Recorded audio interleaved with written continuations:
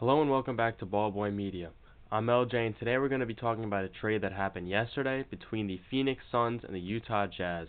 So in this deal, Phoenix received first round picks in 2025, 2027, and 2029, whereas the Utah Jazz received Phoenix's first round pick in 2031. In terms of the picks that Phoenix has acquired, it's pretty simple. In 2025, they acquired the least favorable of Cleveland and Minnesota's picks. This will likely be Cleveland's pick, which will end up in the very high 20s or 30.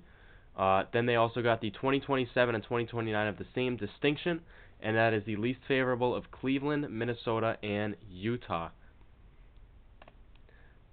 Reasoning for Utah is the perceived value of Phoenix's 2031 pick. Now, the team has a myriad of first-round picks until 2031, and they kind of, gave some of them away for this more valuable asset, because when you think about it, Cleveland's picks in the future, if they continue going on a run, maybe not to the level that they're at now, but a run similar to what they're accomplishing now, those picks will not end up having much value. So Utah is going a little bit all in from a pick perspective here in terms of consolidating assets, and what they hope the reward is very high first round pick in 2031, because we don't know what the state of the Phoenix Suns is going to be, but we do know that they have minimal assets.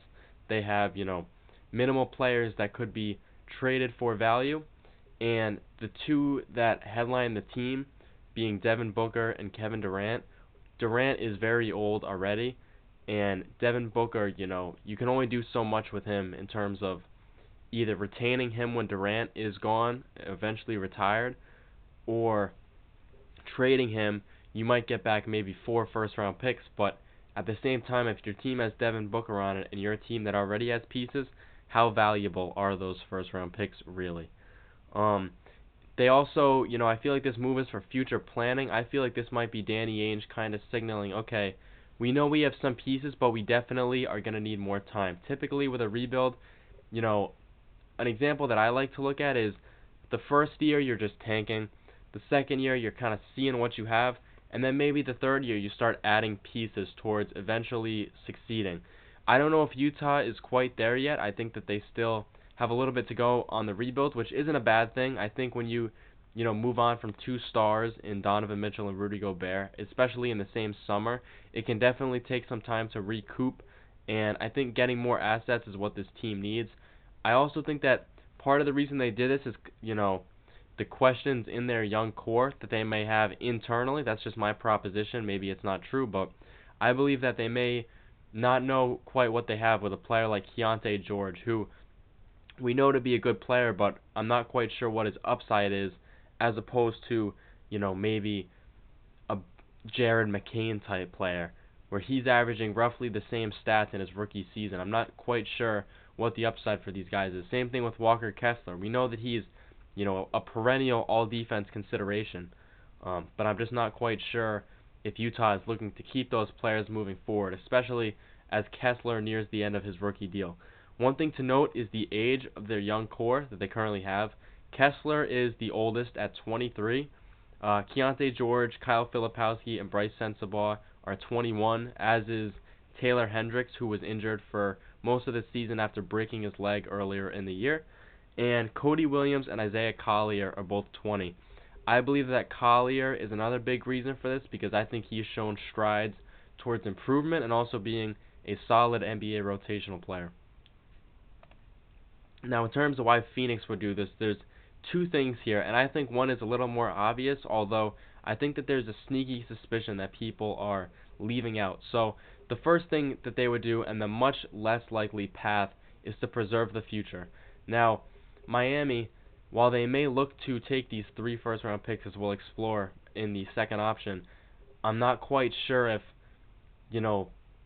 that's a definite. And I don't know if that's a deal that they're going to take just because there's more than one now. Because previously what it was believed was that Phoenix may give up that 2031 first-round pick.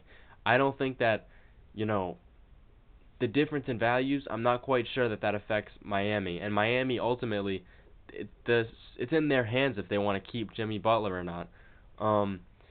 They have said that they're open to trading him, and Butler is definitely, said he wants out, but I'm not quite sure. If you look at these picks and you say, okay, we project Cleveland to be pretty good for a long time, as long as Donovan Mitchell and Darius Garland and Mobley and Allen are on the team, I'm not quite sure if they look at that and say that, okay, well, that's more valuable than what we could have gotten with the 2031 first-round pick. So I believe that preserving the future may be something that you look to do with this deal. And, now that they have first-round picks in 25, 27, and 29, it may prove to give Phoenix some much-needed youth.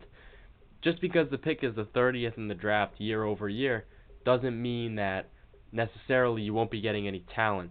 I think Phoenix, who is a team that is just so limited in draft capital right now, I think that it's a definite that they're going to need to, you know, start getting some picks and maybe sending some players off, because when you reach a level where you have no rookie players and you're in the second apron like Phoenix is, you're going to need to make some improv. And I think that part of the reason that they made this deal might be in the back of their minds. If they think Miami is not going to accept their offer, they might want to bring in some youth so you have players on rookie deals, cheap 4-year rookie contracts, and maybe you can even stay under the second apron in the future. The other option, and the much more likely option, is they're going even more all in, and then these picks may be used in a deal to acquire Jimmy Butler. This is a deal where it's kind of rumored, and I think, with a rumor like this, it kind of gives the notion that it's going to happen sooner rather than later. Now, in terms of what Jimmy provides to the Suns, I'm not really quite certain, because I believe that Bradley Beal is a better ball handler, and I think that although he is kind of ridiculed for off the merit of his big contract, I believe that Jimmy may be a worse fit than Beal. However, we'll just have to see, because we know that playoff Jimmy is a different breed.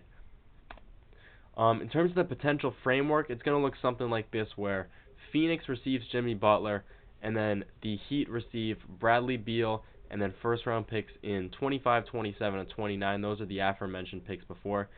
However, due to apron restrictions, a third team is going to get involved, and they're likely going to receive Alec Burks or perhaps Josh Richardson, one of Miami's two notable, minimum contract guys, as well as draft compensation. I'm not quite sure how much the compensation will be, probably no more than a second-round pick, seeing as Burks and Richardson are on minimum contracts. Both are valued around $3 million or less.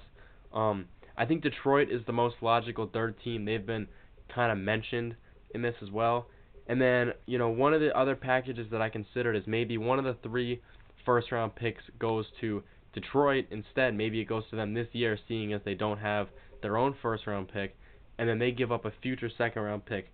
They have 12 second-round picks in the future, so I feel like they may be susceptible to taking in a pick this year in exchange for 1 or 2 second-round picks, in the late 2020s.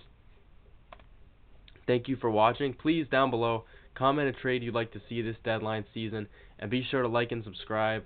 Thank you for watching. I appreciate all the support, and we will be back very shortly. I'm going to be uploading today my third part to the NBA trade deadline guide. Thank you.